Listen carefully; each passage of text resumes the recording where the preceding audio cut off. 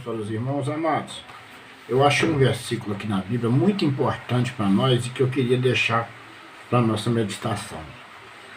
É uma coisa pura e verdadeira. Vou mostrar para os irmãos aqui agora. Vou aprender e vou dividir com os irmãos. No livro de Aos Hebreus, capítulo 13, do verso 15 diante, eu vou ler um trecho pequeno. Portanto, oferecemos sempre por ele a Deus sacrifício de louvor. Isto é o fruto dos lábios que confessam o seu nome. E não vos esqueças da beneficência e comunicação, porque com tais sacrifício Deus se agrada. Obedecei a vossos pastores e sujeitai-vos a eles, porque os pastores velam. Preste atenção. Esses trechos uma pequena pregação, ensinamento que eu quero deixar aqui, ó. Vou ler de novo 17. Obedecei os vossos pastores, sujeitai-vos. Para a igreja obedecer e sujeitar a eles, porque velam, o pastor velam por vossas almas. Os pastores velam por vossas almas. Amados, vamos parar aqui. Os pastores, o dever dos pastores é velar pelas almas, como aqueles que hão de dar conta delas. O pastor vela pelas almas porque hão de dar conta por elas nos últimos dias. Vão dar conta a Deus das suas almas que eles pastoreiam. Olha bem, por elas, para que o façam com alegria e não gemendo, porque isso não vos seria útil. O pastor velar pelas almas com alegria e não gemendo.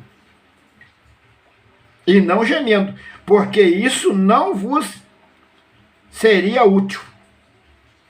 Então, aqui o Senhor está falando dos pastores, dos homens que realmente, os homens de Deus, os pastores, que realmente cuidam das ovelhas. Aqui está falando dos pastores fiéis, não dos pastores falsos profetas que se multiplicaram na face da terra. Porque o verdadeiro pastor, ele vela pelas ovelhas. E ele, nos últimos dias, vai dar conta das ovelhas que ele pastoreou para Deus. Isso tanto o justo como o injusto. Só que o injusto para condenação e o justo para a vida eterna. Então, e aqui quando fala para a igreja, obedecei os vossos pastores e sujeitai-vos a eles. Então, o membro da igreja, ele tem que obedecer o pastor e sujeitar o ensinamento do pastor a eles. Mas você tem que ter discernimento de espírito, como diz na palavra. Se você receber um profeta na sua casa na qualidade de profeta, terá galardão de profeta. Mas você tem que ter discernimento se esse pastor é um pastor de ovelha ou é um pastor de bode. Porque sabe quando você descobre o seu pastor? Sabe como que você descobre verdadeiramente se ele é um pastor ou não? É quando você entra no caminho de perseguição.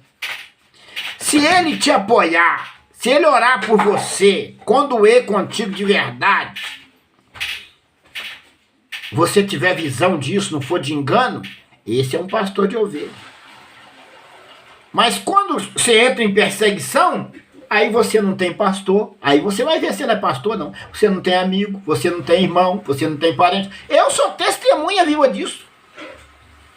Eu até um determinado ponto, eu acreditei que eu tinha um pastor, onde eu moro. E eu andei, quando eu comecei a passar perseguição, eu andei por várias igrejas.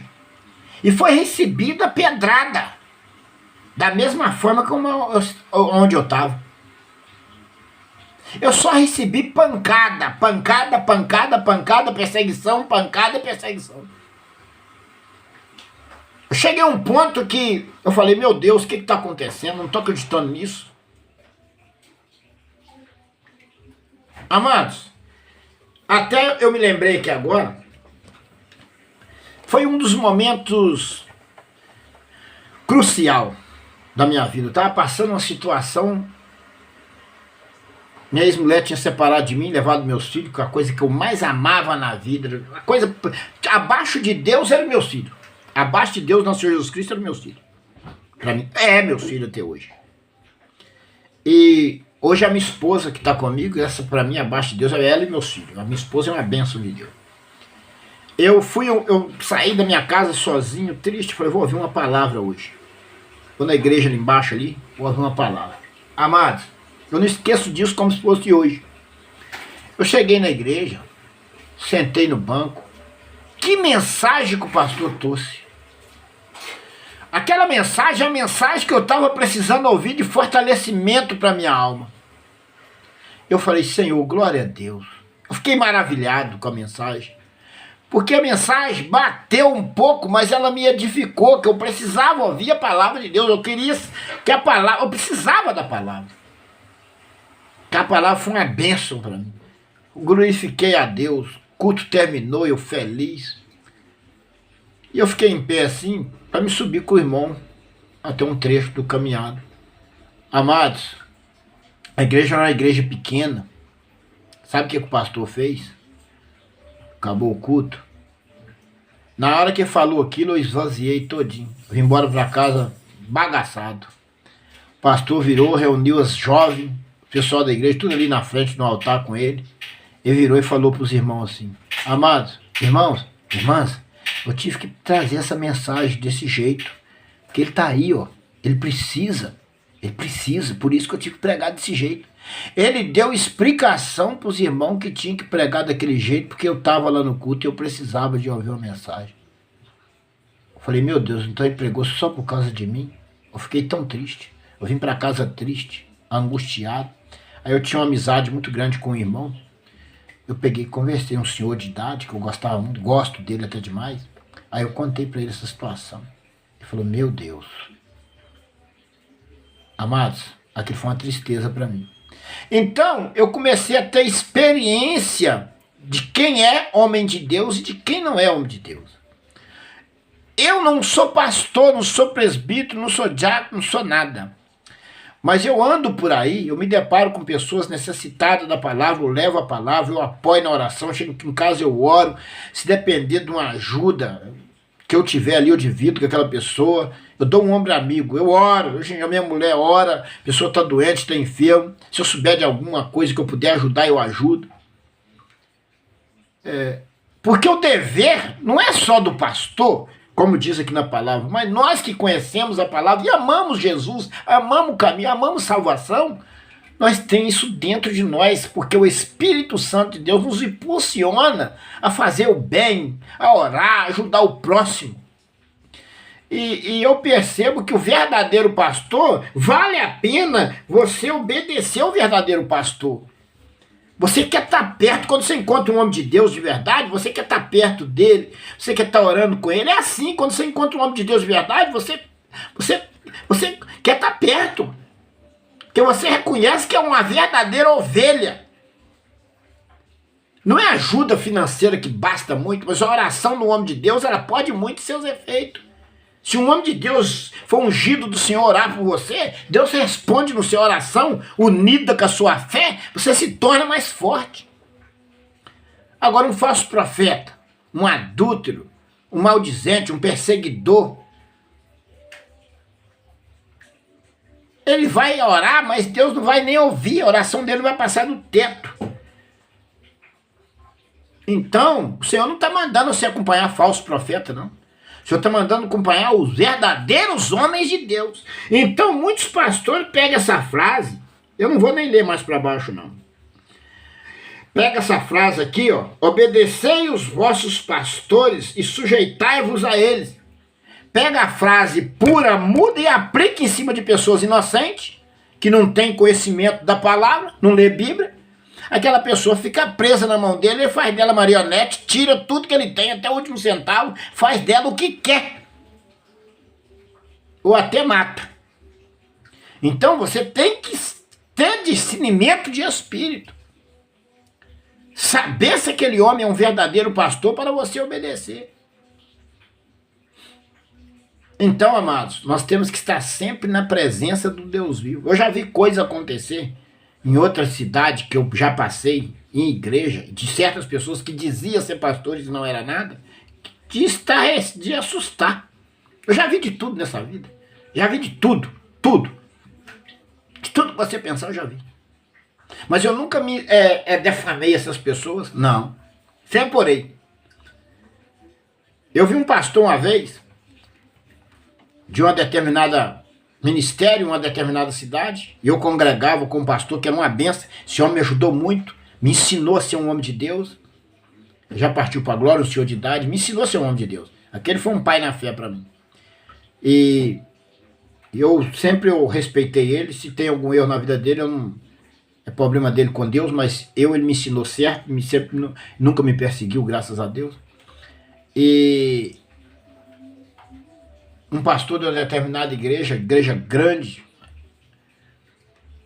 eu passei num determinado lugar para fazer umas compras, eu vi aquele homem bêbado igual uma porca, mas o homem estava bêbado. O dono do mercado falou: você é pastor lá da cidade onde você mora. Aí eu peguei e falei: não estou acreditando nisso, que esse homem é pastor. Falei: vai em tal lugar que você vai ver o carro dele lá e tal. Irmãos, cheguei lá, eu vi exatamente no lugar que ele me falou. Eu cheguei num posto de gasolina que tem uns irmãos que eram cristãos, perguntei ao irmão, falei: você conhece aquele homem que mora naquele prédio, tal, ele é pastor? Ele falou: é pastor da minha igreja. Por quê? Eu falei: nada não, comentei nada não. Aí chegou na minha igreja, eu conversei com o meu pastor falou comigo: ele faz isso direto. Só que os membros lá, alguns não sabiam da história. Mas bêbado mesmo, de cair no chão. Eu falei: meu Deus. Então, a gente não pode denegrir. Eu estou contando isso aqui para os irmãos, mas não estou falando o nome de ninguém, não estou denegrindo a imagem desse pastor, não, jamais. Eu vou orar por ele, denegrir a imagem dele, não. Então eu já vi coisas horrendas, mas eu sempre orei, nunca denegri a imagem de ninguém. Nas minhas pregações, pode ver lá, eu não falo. Às vezes eu cito alguma coisa da minha própria família, mas nunca denegri a imagem de ninguém aqui. Porque o dever de nós que somos pessoas do Senhor Jesus é orar. Eu sofro perseguição de pastores, de crente mesmo, mais de crente do que de ímpio. Mas eu oro por eles, estou orando, não falo o nome de ninguém, não denigro a imagem de ninguém, porque eles vão dar conta a Deus de tudo que eles estão fazendo. Cada um de nós vamos dar conta a Deus. Nós temos que escolher o caminho certo e fazer o bem, amar o próximo e não fazer o mal, porque o caminho do mal não pertence a Jesus, não pertence a Deus. Tudo que é maldade não é de Deus. Então, se você é cristão, mas você pratica o mal, pode contar que o inferno vai estar preparado para você, o lago de fogo vai estar preparado para você. A maioria dos falsos profetas, dos crentes, entre aspas, eles usam a frase do ladrão da cruz. Que o ladrão da cruz, um disse assim: lembra de mim, Senhor, quando entrares no teu reino. E o outro falou assim: tu és o filho de Deus, desce daí e tira nós também. Esse outro virou para ele e falou assim: você nem estando na mesma condição, não teme a Deus, chamou Jesus de Deus. Só que eles esqueceram que depois que Jesus disse: hoje mesmo estarás comigo no paraíso. Depois que Jesus disse isso, ele expirou, ele morreu. Acabou-se a lei. E Jesus ressuscitou na graça. Jesus salvou o ladrão da cruz na lei. Ele não salvou o ladrão da cruz na graça, na lei. Jesus ressuscitou, entrou na graça, ressuscitou na graça. Então esse negócio de eu vou fazer isso, eu vou matar fulano, vou fazer essa maldade, vou pegar esse dinheiro tal, ilícito, depois eu peço perdão que você salvo, isso é o engano do diabo para sua cabeça para te levar para o inferno. Satanás já cauterizou sua mente. Você está trilhando o caminho do lago de fogo. Na graça, meu irmão. Você não tem salvação, não. E a maioria dos falsos profetas que se dizem cristãos está nessa tese do ladrão da cruz. Nós podemos fazer tudo, depois nós pedimos perdão. Irmão. É o que eles alegam, que eles pregam, que eles usam por aí, é isso aí. Só que não tem salvação. Eu leio Bíblia, eu conheço a Bíblia. Eu posso, se eu tenho erro, eu peço perdão ao Senhor. Todos os dias eu transformo, eu mudo a minha vida. O Senhor me perdoa, tem misericórdia de mim. Porque se eu achar o erro, eu estou vivendo. Se eu achei que na Bíblia que eu estou errado, eu assumo que eu estou errado, vivi até aqui errado. Não adianta eu querer encher o meu ego, passar por cima da palavra. Se eu tô errado, tô errado mesmo. Senhor, tem piedade, me perdoa. Não vou fazer mais isso, ou eu vou consertar isso. Porque a palavra é verdadeira. A palavra, ela bate em nós, ela nos modela mesmo todo dia. Não adianta nós querer viver fora da palavra. Viver fora da palavra é uma ilusão, é um engano. Você vai para a perdição e não tem salvação, carregando uma Bíblia, fingindo de crente. Nós cristãos nos privamos de todos os desejos da carne e de tudo que o inimigo nos oferece que fortalece a nossa carne. Que traz prazer para nós. Tem coisa do mundo que o mundo oferece que dá prazer para a carne. A carne quer, mas nós nega a si mesmo para servir a Deus. E aí chega nos últimos dias, o Senhor diz para nós assim: apartai-vos de mim, que eu nunca vos conheço, para o fogo eterno. Junto com aquele que se escarneceu a vida inteira, errou a vida inteira, e nos últimos dias você juntinho com ele lá no fogo. Vê se vale a pena brincar de ser cristão. Vê se vale a pena brincar de ser cristão. Então não vale a pena brincar de ser cristão. O cristão, ele é ou ele não é. Ou ele é tudo de Deus ou tudo do diabo. Não tem terceiro caminho. Ou é de Deus ou é do diabo. Então, nós temos que observar isso. Eu vou acabar de ler esse versículo 17 aqui. Ó. Então, obedecei os vossos pastores, sujeitai-vos a ele, porque velam por vossas almas, como aquele que hão de dar conta delas, para que a força com alegria, ou faça com alegria e não gemendo, porque isso não vos seria útil. Então o pastor tem que cuidar das almas com alegria e não gemendo, reclamando, com alegria, com prazer. Porque se cuidar gemendo, isso não é útil, não é agradável, Deus não recebe. Mesmo sendo fiel a Deus, tem que cuidar das ovelhas com prazer, com amor. Eu não sou pastor, mas a Bíblia me ensina.